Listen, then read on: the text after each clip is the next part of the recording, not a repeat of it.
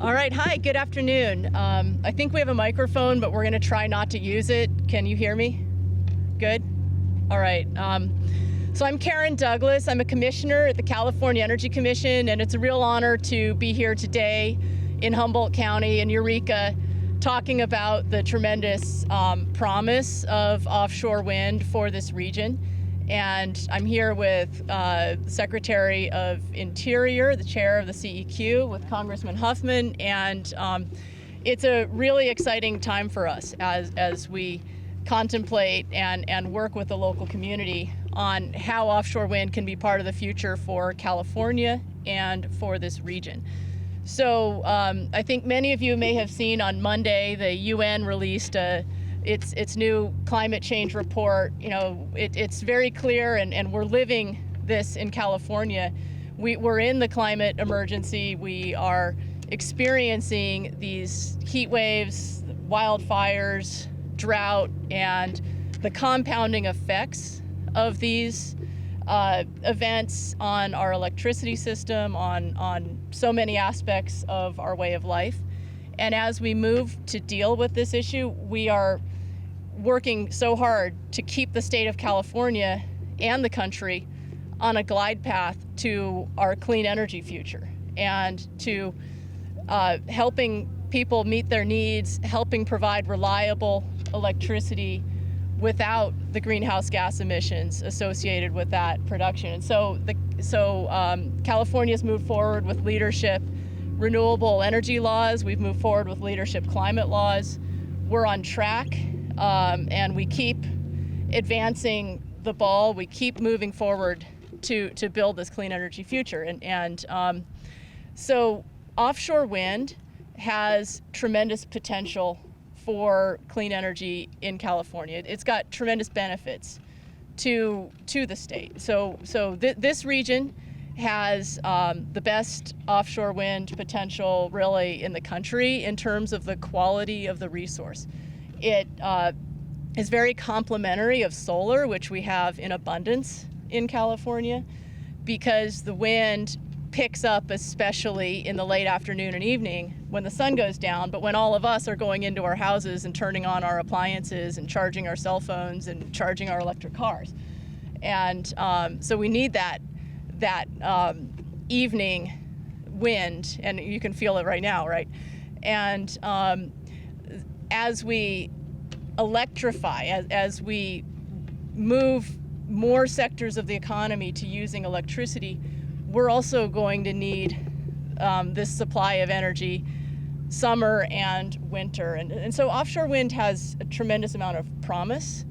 It also is going to take a lot of work to realize that promise. And it's going to take the whole of government approach that the Biden administration has helped bring to the forefront on this and many other issues across climate and energy, because the potential of offshore wind won't be realized by any one agency or any one level of government working on its own. And what we've seen in our partnership with our federal partners and with local government is that this need for collaboration, this need for whole of government, and this need for multi-levels of government. And so what we have here is back a month or 2 months ago, the federal agencies, Department of Interior, Department of Defense, State of California, were able to announce a path forward for offshore wind in California that really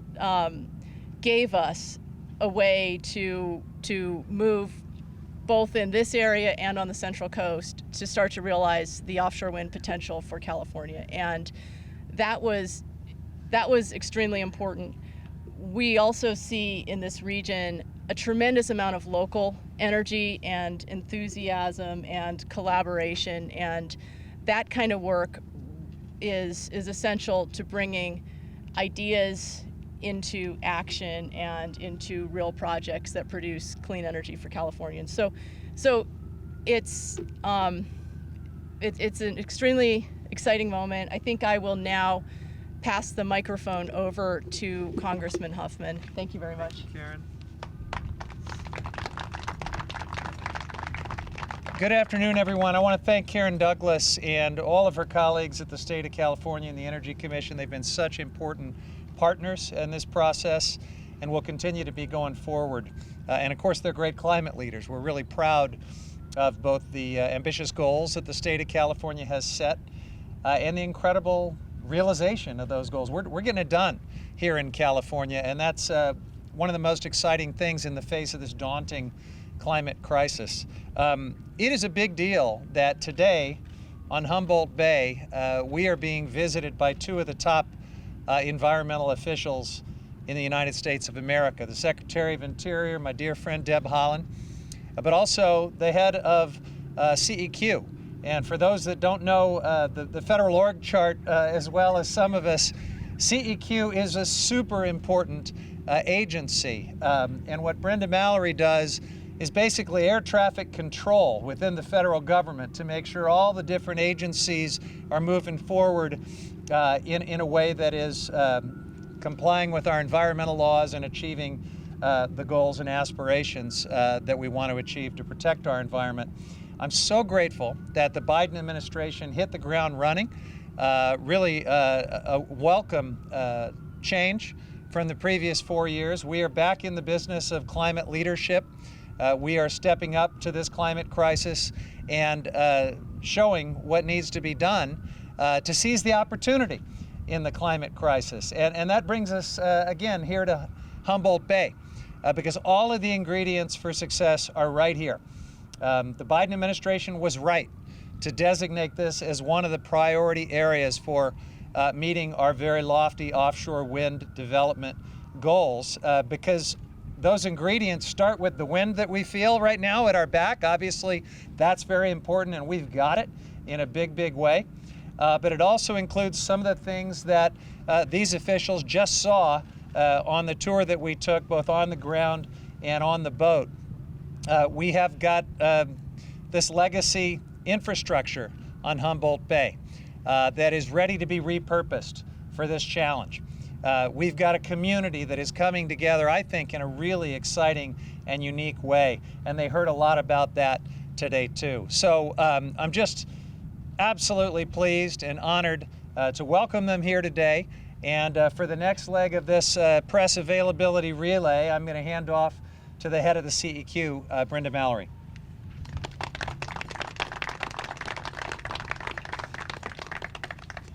Hello, everyone, and thank you, Congressman Huffman. It's really a thrill to be here. I said this morning when we were meeting with another group that, you know, basically what CEQ does is to try to create the kind of collaboration that seems to be coming together here quite naturally. And so I say that naturally because not like people aren't working, because I know you are. But I'm grateful to be here and grateful to see the visioning that's gone on to think about using what's available to get what we need. And I think that's such an important both focal point but message as well. I mean, we are in a crisis along a number of different, from a number of different perspectives, the climate being one that we're talking about today. But we are in a place where what we need is for every community to be thinking about how do we turn the ship in our area to get the kind of results that we think are important. And so I'm just grateful to be here and be able to share with you all and to learn more about this specific project. You know, President Biden has been really clear and consistent in saying a couple of things to the American people. First, that the climate crisis poses a clear existential threat to our nation and to the whole of government. And second, that it presents a huge opportunity. And he spends most of the time talking about the opportunity, and that's exactly what he tells us. He has said the same thing to everybody who works with him, around him, and that has the privilege of sort of serving in the administration, that he is looking for us to look at the situations that we are facing and figuring out how we turn those into opportunities. So standing with you today, as you embark on this kind of offshore wind project for the first time on the coast of California, seems like a perfect synergy of those ideas and those goals.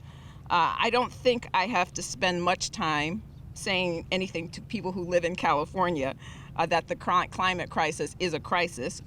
We heard a little bit already from Karen about what you all have been facing and how it is affecting both your lives and your livelihoods. Last summer, we saw the skies in the Golden State turn dark in the middle of the day. And California is not a place I personally have lived, but my youngest daughter is living here now. And so I pay a lot more attention to what's happening in California every day in a way that would not have been my norm. So I know about the things that have are making a day-to-day reality for folks here. And today, with the largest fire in history, is burning through communities. A regular part of my day involves getting a report every morning at the same time about what the fire situation is around the country. And just the reality of seeing how we as a nation are having to adjust and adapt on that kind of real time is really sobering, and makes you realize that the action that's necessary is urgent in the way that we are trying to get people to realize. The smoke from fires that are devastating the American West are impacting the air quality all the way to my home state of Maryland. But they're having the greatest impact on you all, and we realize that. We cannot overstate the devastation that these fires is having on communities that are most immediately impacted, and in particular on the repeat impacts on communities. One of the things that has been really impactful to me as I've met with people from various communities all across the country is the way in which they are required to just keep dealing with repeat extreme weather events or repeat fire situations, and you don't fully recover from the first situation before you're dealing with the second. And that has a toll on people, and in particular on communities that have been struggling all along. Poor communities, communities of color in particular, are often hit very hard by these sort of situations. So yesterday's Intergovernmental Panel on Climate Change report really was just another bit of additional information, science behind what it is that we all know, which is the overwhelming urgency to this moment. The impacts on climate change, from extreme heat to wildfires to the intense rainfall and flooding, will only continue to intensify unless we choose another course for ourselves. And here comes the opportunity that's reflected in what's already going on here in Humboldt Bay and in the work that you all are doing to try to pull the community together to not only deal with the livelihoods of folks here, but also to deal with this urgent and imminent crisis that we're all dealing with. The result will be, of course, jobs. And jobs are a really important part of the climate message that the president has really emphasized, that it's not just that we're addressing the environmental issues, that we are also addressing the realities that people are dealing with, and it will create an opportunity for jobs. The jobs will include installing wind turbines and solar panels, but when we talk about clean energy jobs, it doesn't stop there. It also includes insulators and glazers and electricians and auto mechanics and the kind of work that actually a whole community can be built around. So as someone who I personally have spent my professional life in the environmental area, but I'm married into a family of union people. And the family of union people causes me to be very mindful of the worker impacts that are relevant to the crises that we are dealing with, and also to, again, this opportunity. And as someone who has heard before that we have to make a choice between, what's necessary for the environment or what's necessary or what's right to do, I think that what the situation here at Humboldt and many others show us is that no, there's an opportunity to do the right thing and to do it in a way that helps the communities as well. So I'm just grateful to be here and looking forward to the opportunity to have additional conversations with you all. So thank you, and let me turn it over to my friend, Secretary Haaland.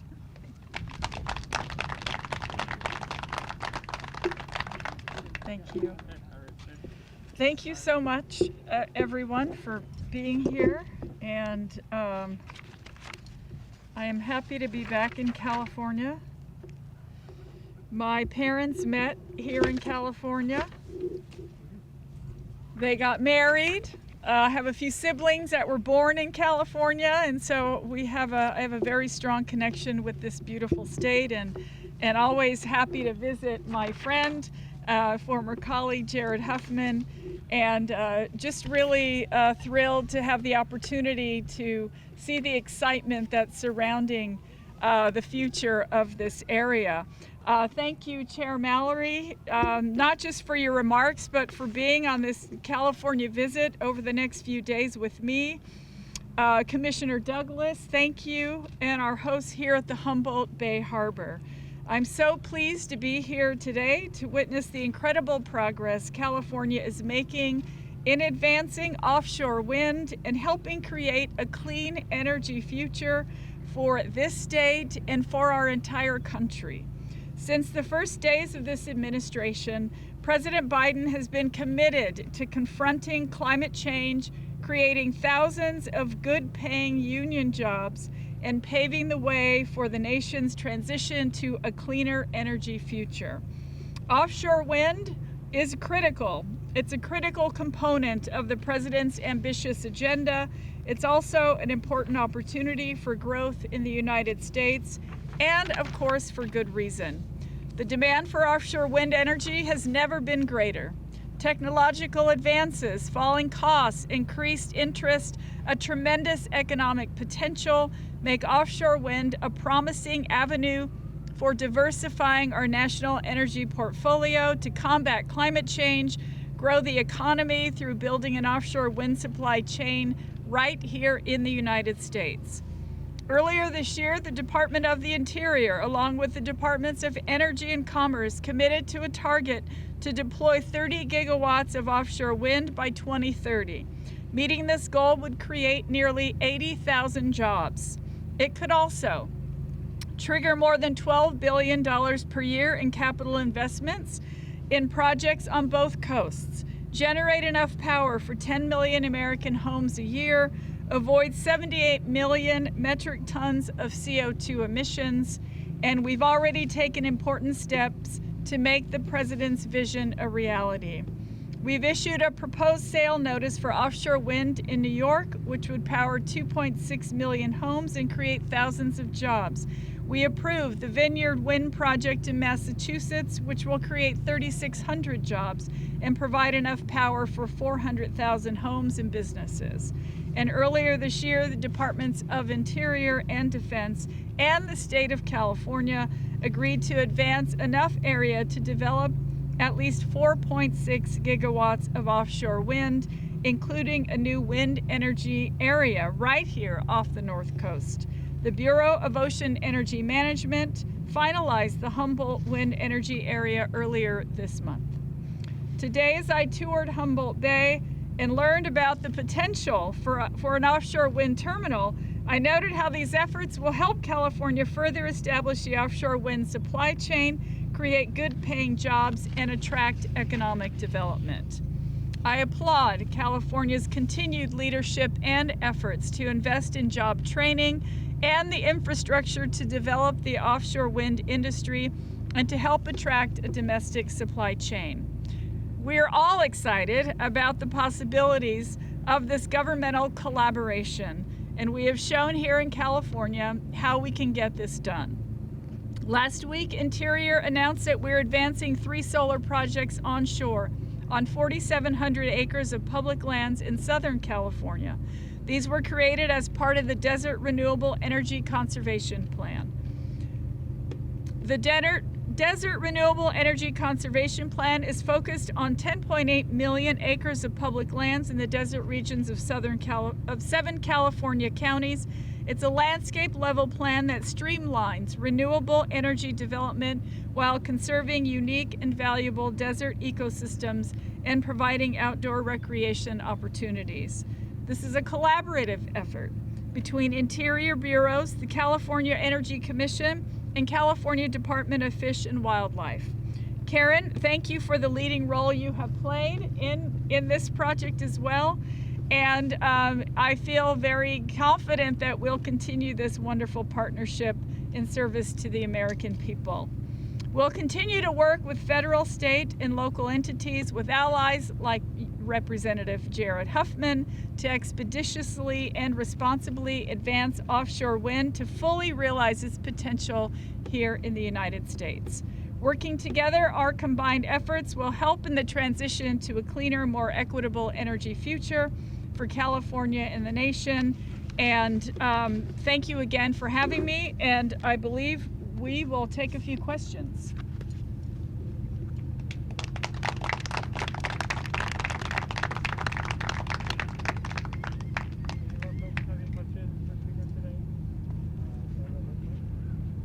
I'm wondering how offshore oil fits into this overall energy portfolio. The last administration was pushing really hard, even though last September they called a moratorium on East Coast offshore oil drilling in Florida and Georgia. So are you guys going to continue that moratorium or expand it, or are we in for combined offshore wind and offshore oil together? Well, what we've said is that we're in a transition period, right? We are working hard to make sure that we're transitioning to a clean energy future. That's exactly what we're doing. It doesn't mean that we can stop oil production today. But I believe very strongly that creating jobs, moving folks into this transition will help our country to realize that we have a new clean energy transition and the potential of that to create those jobs and make sure that we are protecting our environment in the process. Unless I read my phone wrong, it seems like the Senate recently approved the bipartisan infrastructure package deal. I'm wondering how far along that gets you in this plan toward renewable energy and fight global warming, and how much you guys feel like you need the softer infrastructure package that may follow on in order to get you that goal. So I certainly will allow the Secretary and the Chairman to speak to how far this takes the Biden administration toward their goal. I will just say, as the other co-equal branch of the United States Congress, this process still has a ways to go.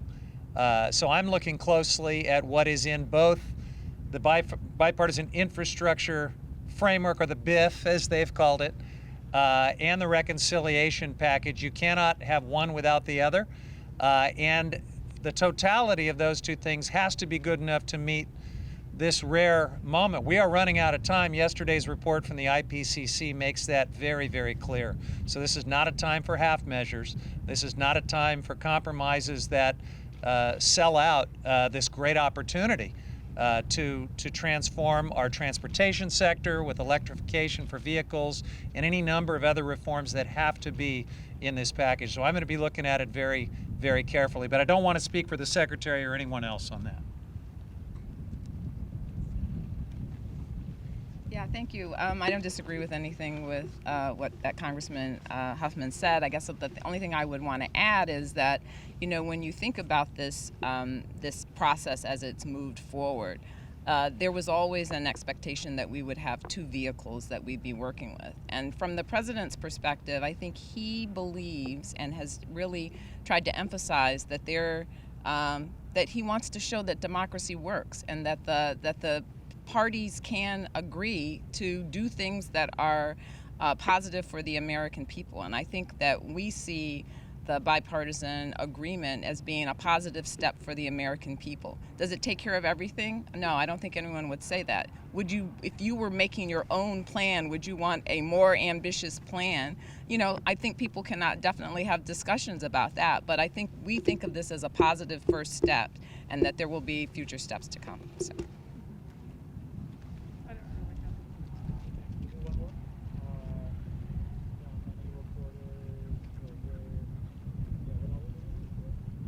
Secretary Haaland, it seems that Native American tribes manage the land sustainably with low-intensity fire. It seems that's the path for us to have forest health in the future. Do you see more direct funding for Indian tribes to be co-managers of their ancestral territories? Thank you for the question, and absolutely, I want to say that one of President Biden's priorities is to ensure that tribes have a seat at the table.